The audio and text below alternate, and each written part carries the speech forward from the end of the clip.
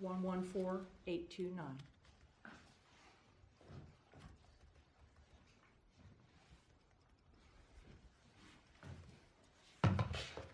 May it please the court. Madam Chief Justice, I would ask for 2 minutes of rebuttal. 2 minutes granted. The Office of the Disciplinary Administrator appears by Kimberly Knoll, Deputy Disciplinary Administrator. As the court is aware, this is an original proceeding in attorney discipline. In his answer, the respondent admitted to the basic underlying allegations as alleged in the formal complaint. There was a dispute about the amount of money that he had actually repaid, and there was a denial of whether a consent order is the equivalent to a civil judgment. There was an additional complaint that actually was a diversion. There was a stipulation in that diversion that the respondent violated KRPC 1.4, 1.8, 1.15, 1.16, and 2.1. He was discharged from the diversion in February of 2013. Subsequently, we received a report from the complainant in the diversion that there had been a consent order entered into with the respondent in the state of Washington as it related to loan modification activities conducted on 15 Washington citizens. He ended up entering into a consent order, and that was also part of the case that was tried to the panel. The panel found that there are stipulations as laid out in the diversion and also added findings of violations of 8.43 and Kansas Supreme Court Rule 207 for his failure to report the consent order. The hearing panel found no aggravation. They found significant mitigation. At the panel, my recommendation was for a suspension. The respondent recommended a public censure so that he could continue working, so that he could continue making payments. The panel recommended a censure and suggested that this court order the respondent to comply with the conditions that he operate his trust account properly, that he make timely payments, and that he maintains liability insurance. In the interim, he's paid the Shawnee County judgment, he's paid all of the attorney fees for that judgment, and is currently paying on the DFI Washington case. He has filed an affidavit that indicates that he is in compliance. I filed a response saying that I have no reason to doubt that that is correct. And so we are in agreement, and we would ask for a censure, and we are willing to monitor his payments. If he falls out of compliance pursuant to the panel suggestions, we would come to this court and ask for an order to show cause and then wait for further orders of this court. Is this essentially a censure with conditions? Yes. And the conditions essentially are the same that he had when he was on diversion. Just in reading this, is there anything different from the diversion conditions as opposed to these conditions? In other words, he's to continue payments, he's to... Right, the diversion, we were not aware on the diversion of the other clients. I mean, I was generally aware that he had engaged in loan modifications for other people than besides my complainant. But the diversion was limited to one individual that he needed to pay back. So the payment part is broader now. I believe it was a $40,000 consent order that he entered into with the state of Washington. So that's different. And then the diversion was continuing legal education and some other standard things that wouldn't be part of this. This basically would just be monitoring the payments. I didn't understand the panel's finding that the respondent had fully cooperated with the disciplinary process when there was a reference earlier in the hearing panel report that no answer had been filed. How does that square? Well, his answer was filed on September 9th, 2015. I'm talking about paragraph, just so everybody knows, we're talking about paragraph 22 on the hearing panel report. Because the respondent failed to file a response to the complaint within 20 days. Is that referring to just the original report and not the formal complaint? That would be. We had sent an informal request to find out what was going on before it's docketed. We have the ability to just ask them for an initial response and then to determine whether or not there's merit or not. And that letter says you have within 20 days, but it's that we phrase as an attorney response as opposed to an attorney answer normally. On the conditions, I still think there's a disconnect between these conditions and the act of censure. Because my notion of censure is that you do it, you publish it, and you're done. And so we've got these conditions. How long do they last? What do we do here? I don't. Is this just a lifetime condition that he has to maintain liability insurance, for example? I guess And what's the consequence if he doesn't comply with the conditions? Well, the panel suggested that we would file a request for an order to show cause and come back to this court, and you would direct either remand it for an evidentiary hearing to determine why we're not in compliance, to have a panel take another look at it. I believe that, that the suggestion was that if he didn't make the payments, then he would be looking at a suspension. And to answer Justice Files, I guess I envisioned it would be a situation that when he completed making the payments, then we would not be monitoring anymore, because that is the primary example, or that's the primary focus of what our office would be involved in. And as long as he made his payments, this court wouldn't be involved. And once he's done, we would file a joint something with this court saying he has complied and ask for him to be released from monitoring. Kind of like a discharge from probation until this court would allow him to be done. And have we done that before? I just don't remember. With the censure with conditions. Yes, Your Honor. We talked about that a docket or two ago, and my recollection was that it was the name of the respondent was Lee. But anyway, you cited this to a case where that had been done. There's actually, I'm sorry. No. There were actually In Re Deal, which is at 243 Can 580, which is from 1988. There was In Re Smoot, S-M-O-O-T, which is at 243 Can 589. There was In Re Palmer, which is at 264 Can 752. There was In Re Conwell, which is at 271 Can 304, and In Re Lee, which Justice Johnson was talking about, which is at 287 Can 676. And the Conwell case, it allowed a published censure with the condition that the individual worked with KLAP. He was originally charged with a felony possession of cocaine. After he got charged, he stopped practicing, sought treatment, and he ended up in the criminal system with a diversion. And I was not clear how long the process was, but there was no indication that he hadn't followed through and worked with KLAP. Well, I guess to follow up on Justice Biles' question, was there at some point that using Mr. Conwell as an example, that is he still being monitored? No. 20 years later? No. What occurred? I can't answer that. I honestly don't know that. I will tell you the Lee case, it was, the court provided conditions of annual registration requirements and that he be in treatment for 2 years. And I didn't actually physically pull our files in our office on these cases, but I would presume that there was some point that something happened that it was clear that he had been released from conditions.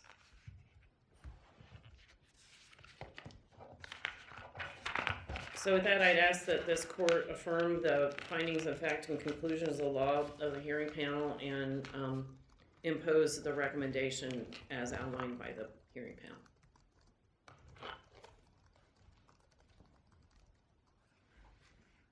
May it please the court, John Ambrosio on behalf of the respondent. We agree with the panel's report of the facts. We agree with their findings as far as the violations are concerned, and we certainly agree with their finding that there should be a public censure. And we have no problem with the conditions that have been set forth by that panel. In keeping with your decision in Thurston, where you said you welcome affidavits even though they aren't in the rules. I filed an affidavit, or my client, with my help, filed an affidavit last week indicating what he had done since the panel hearing. And my colleague filed a response on Friday indicating that there's no evidence that my client is not appropriately comporting himself to that panel report. There's no doubt that these are serious violations, but if you look at paragraph 37 in the report, which is the mitigation section, they talk about this was not a dishonest or selfish motive. Restitution is being made, that he had medical problems that led to his difficulties, that he was cooperative and admitted his conduct, that he had good character. Further, that he would pay his clients, he has paid some of his clients more than he took in by way of his contract with them. And he's going to pay Washington, which we think will take approximately 3 years. This is a sad, sad case with a lawyer who has very experienced, who was with some top firms in the Kansas City area, went on his own, and is representing his clients to the fullest. He made a terrible mistake. One that he's never been before this court to even argue before. He's never had a disciplinary case. And what happened when he got in trouble and signed the diversion, he thought that ended it and he would pay those people off. The Washington case came to the forefront. Unbeknownst to my colleague, and my client went to a lawyer and got advice that you don't have to turn that in. If you talk to someone, and I'm not denigrating that lawyer, he did the best that he could without being involved in this process all the time. A lawyer who was involved in this process would have said, you have to turn that conduct in Washington to the disciplinary administrator's office because it's bad conduct, and probably, and I believe what they would have done was expanded the diversion to take in the people in Washington, set it for 3 years and give them a chance to pay back that restitution. He's 74, he'll be 75 in September. He is doing everything that he can to pay restitution to the state of Washington. And we think at about $1,000 a month, it's going to take him about 3 to 4 years.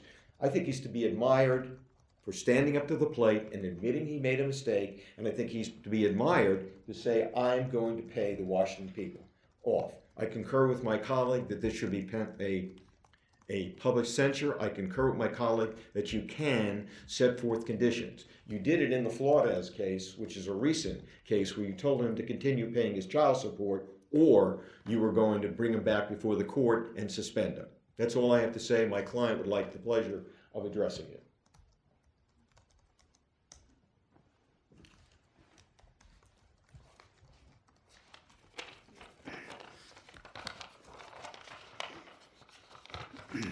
May it please the court, Mr. Chief Justice. I graduated from the University of Kansas School of Law, survived the Topeka tornado in the basement men's room of old Carnegie Hall on the Washburn campus during a bar review class, ultimately passed the Kansas bar exam, and was admitted to the practice of law in the state of Kansas 50 years ago in 1966. Since that time, I have never had the occasion to appear in person before this court, and never did it enter my mind that my first appearance would be an occasion such as this. I am humbled, embarrassed, and extremely sorry that the court has to take its time to consider this matter, which was caused by my extremely poor judgment. In my 50 years of law practice, I have attempted at all times to treat the practice of law as a profession, not just as a business, and to carry out my responsibilities and obligations as a licensed attorney with the highest morals and ethical standards. However, in this case, I failed. Even though I sought and received a legal opinion that I was not required to self-report the consent order entered into with the state of Washington to the Kansas Office of the Disciplinary Administrator, and I relied on that opinion, I was wrong and should have done so. Since the hearing which was held before the panel in October 2015, I have completed my payment arrangements to pay back all of the fees paid by Mr. and Mrs. Versick in full, including interest and attorney's fees, a total of over $16,000. In regard to the consent order with the state of Washington, I've also paid back in full the fees paid by 2 of the 15 individuals and am committed to repay the balance owed, owed under the order at a minimum rate of approximately $1,000 per month over the next 2 to 3 years. I am extremely sorry that this matter has occurred. I have been totally open and honest with the Office of the Disciplinary Administrator during their investigation, and I am hopeful that I will be allowed to continue to practice law to allow me to carry out both these and my other family and financial obligations. Thank you. I've got a question for Mr. Ambrosia. I just looked up the Flores case. That was a suspension. We just suspended the suspension. Correct. And, correct. and see, that makes sense to me. And because there's a period of time and all that, where censure is you're just publicizing it and in my mind moving on. Now I realize maybe we've got some older cases that deal with that. I have to think about that, but that's my concern here, is just putting this in a condition, in an order that has a condition that at the end your client's free and clear, if assuming he meets those conditions, and everybody knows they're done, rather than having to come back in a couple of years and say, oh, remember that censure we did? Well, it's all there's going to be. I hear Is you. there a reason not to do what we did in Flores? No. No.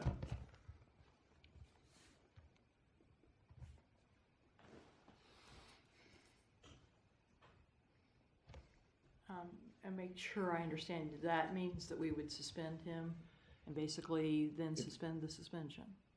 I'm okay with that as long as he gets to continue to practice law. If that is a mechanism, Your Honor, where we can get this done that way, I'm even okay with that. I just want him to continue practicing law. And I'd I feel like to my hear client from you. tense up next to me. Well, I'd like to hear from your client as to whether he's okay with that. I'm not sure I understood. In Flores, they suspended. Go ahead.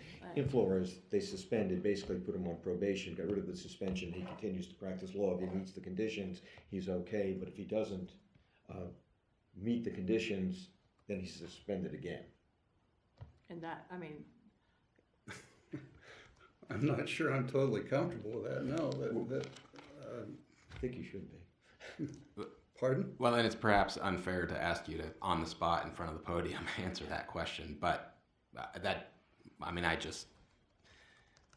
in response to Justice Luker's question, your statement, Mr. Ambrosio, represented a pretty significant departure from the way you presented this case. Not really. I hear what you're saying, but not really. You know, I think you can do what you want to do as the Supreme Court and can say it's a public censure with 1, 2, 3, 4, and 5. But if Your Honor, you're telling me we can't do that, I'm hearing that makes you uncomfortable. If you want to suspend and put him on probation right away, he's okay with that. And if I had time, I could explain it to him, and he would be on with that.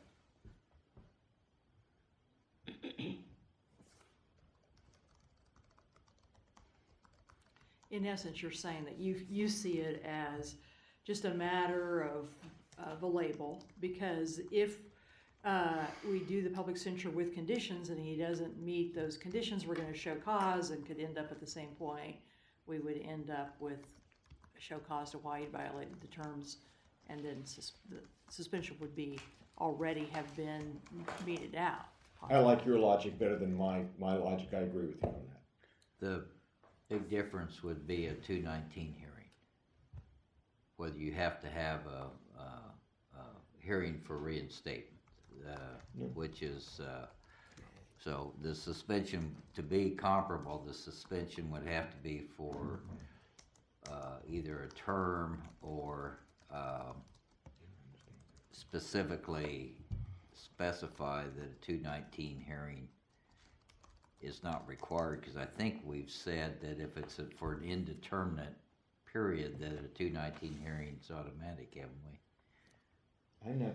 Well, I'm not sure you said that, but We can Regardless talk about that. That- In that's Flores, we said that the conduct, the misconduct that was involved was worthy of a 6-month suspension. We then suspended that, but put the period for 5 years of making sure that the child support was paid. And maybe I should have kept my mouth shut about Flores, but I thought it fit. Yeah, it's a little different situation, and honestly, I think there's another big difference that has nothing to do with the 219 hearing, and because I think the label matters. I think it's different to be suspended, even if the suspension is suspended, and your client has the right to consult with counsel on that before he's expected to answer us. So, I think that we can't be guaranteed that he's okay with that. Is there? Well, I mean, and I think the language that Justice Biles read from that Flores opinion about the conduct warrants suspension is different from what the panel said here, which was the conduct warrants public censure. Public censure. And See, that's a big distinction, I think. Right. We I don't mean to speak for my colleague, but we flailed about after Thurston and Cozad and some of the other arguments that we had where you seemed unwilling to set conditions. We listened to what all of you had to say and we talked about it. And we didn't know what to do because this would have been on that same docket. We didn't know how to answer that. And I'm just trying to find a vehicle for this gentleman to practice. And if you're saying we can't do a public censure with conditions, we can't do that, or we won't do that, then there's another vehicle, which would have been through the Flores case, and he may not like it, and I hear what the justice is saying, you need it. Well, Mr. Ambrosio, wouldn't another vehicle be if the panel concluded that the conduct merited public censure, be for that to be the result? Yes. I mean, Yes, but I that's gotta more make sure- favorable to your client. Right, but I've got to be liquid here and make sure when I'm listening to your questions and I'm hearing what some of you are saying that maybe you're not exactly thrilled with that and having the arguments 6-8 weeks ago where you weren't thrilled about it. I've got to be a little liquid here and try to look for a way to save his license, to be honest with you. And I'm always honest with you, but that's the only way I could say it.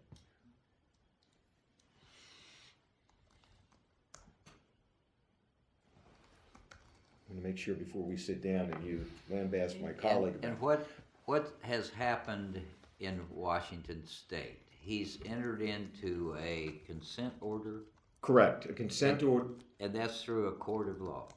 Now, it's to an Administrative agency. Okay, And and what is the sanction?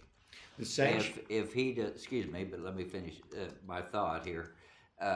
If he does not comply with the consent order through the administrative agency in Washington, what is the sanction? and I have no way to answer that question. I do not know the answer to that.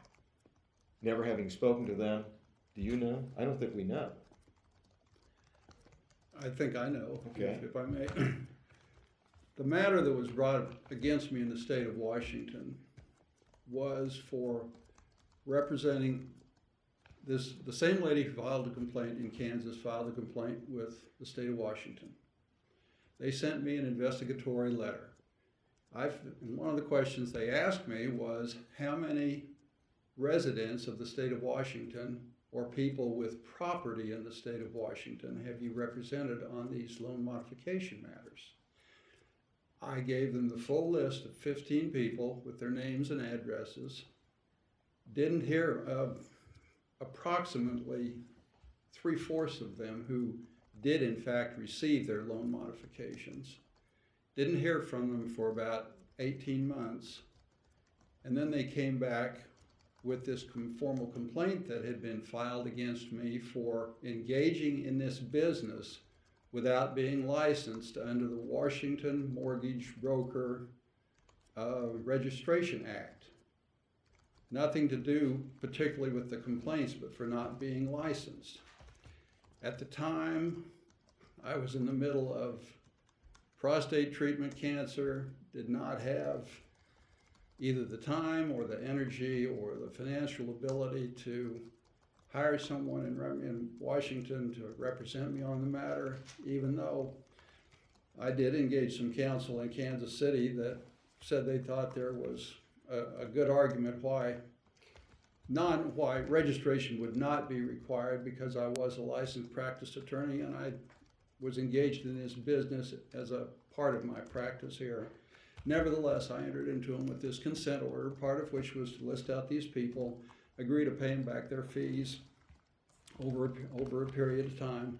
there's no formal sanction in the consent order itself. I would assume that there is an administrative process in their rules that if it's not complied with, that they can come back and come after me for But you don't know. something, but I don't know anything specific.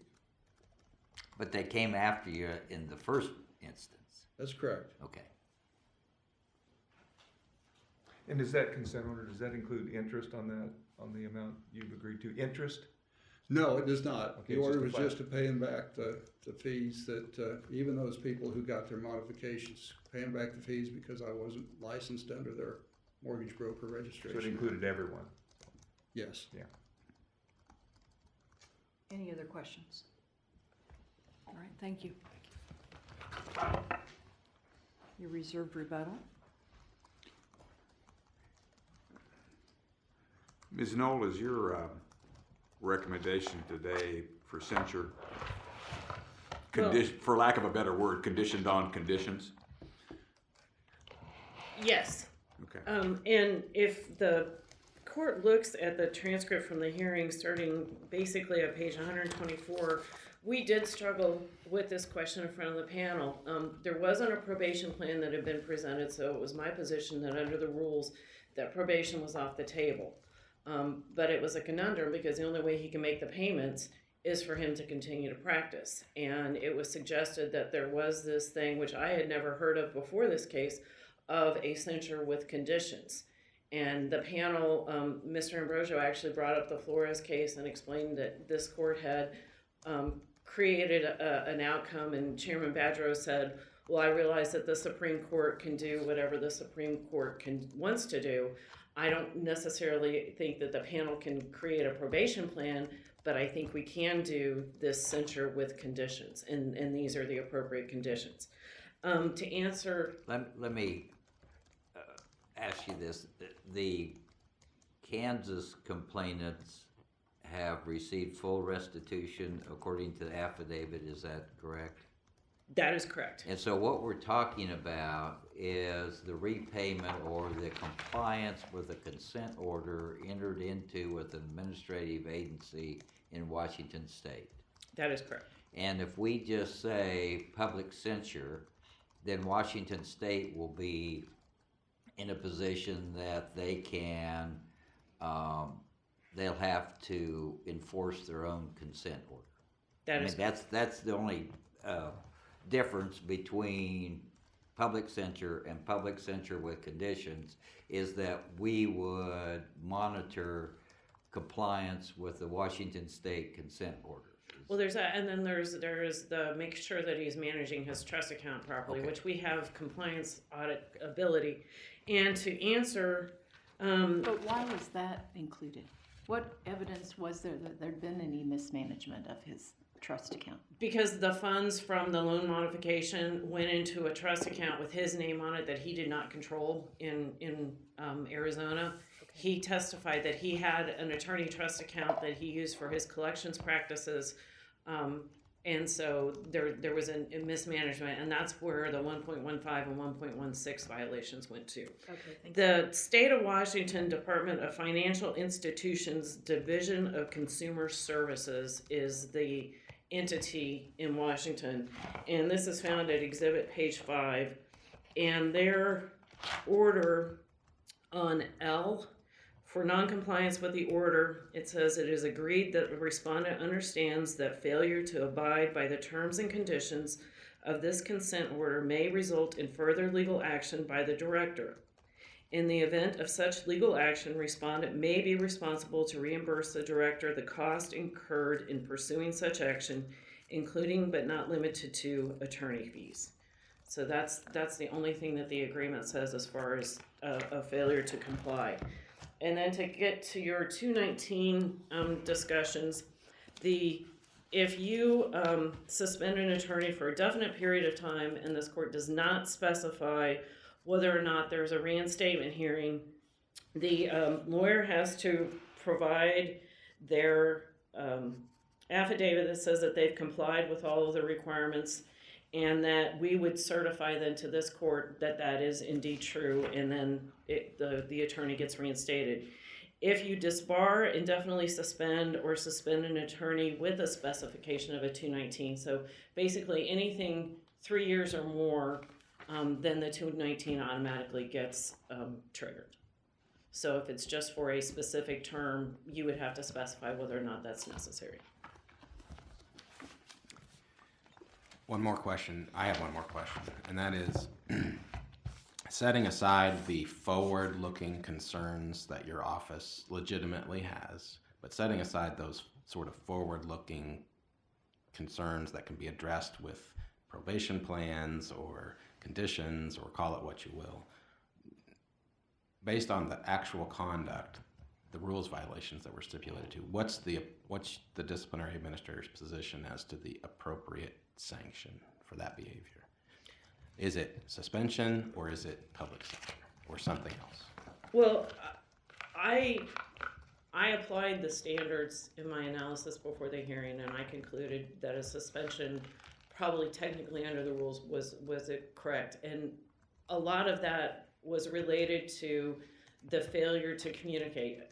Mr. Ambrosia was absolutely right, and I said it on the record, and I will tell you, if I had known about this Washington thing, we would have extended his diversion and worked that way. But the fact that, for whatever reason, the disconnect that I'm still confused about is that my complainant in the diversion case was one of the 15 people listed in Washington.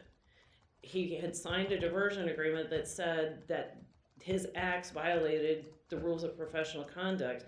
He filed an answer with the state of Washington that said, I'm not acting as a mortgage broker, I'm acting as an attorney. But then he didn't need to bring it to our attention. And I think that confusion, I guess, I weighed that in my analysis with the ABA standards a little bit more heavily. And is it still your position here today? It is not. I believe that this censure with conditions is working.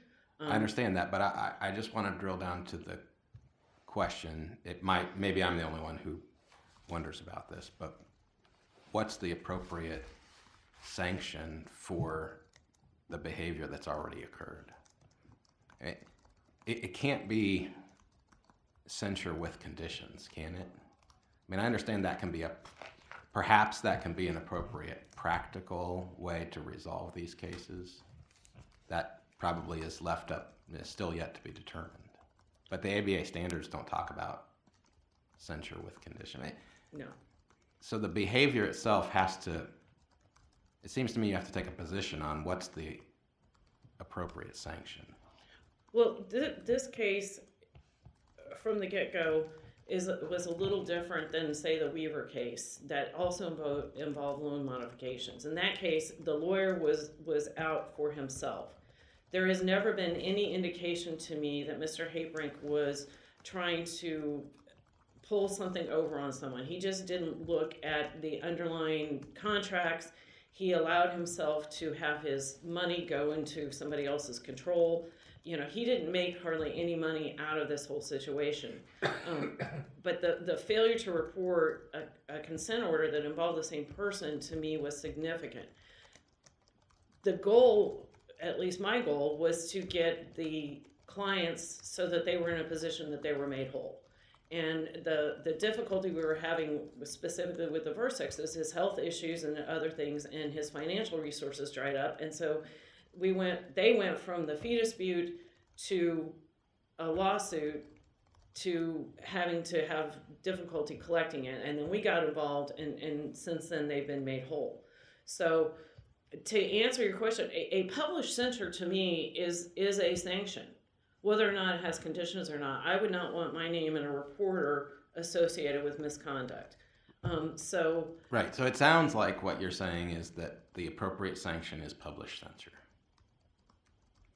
Well, we believe that the monitoring also is necessary, because he is a Kansas lawyer, and if he doesn't abide by Washington, I still think that we need to have some authority over him, just as a self-regulating profession. But if he fails to comply with the consent order in Washington, then that's a new event of misconduct that could be pursued at that point by your office. Absolutely.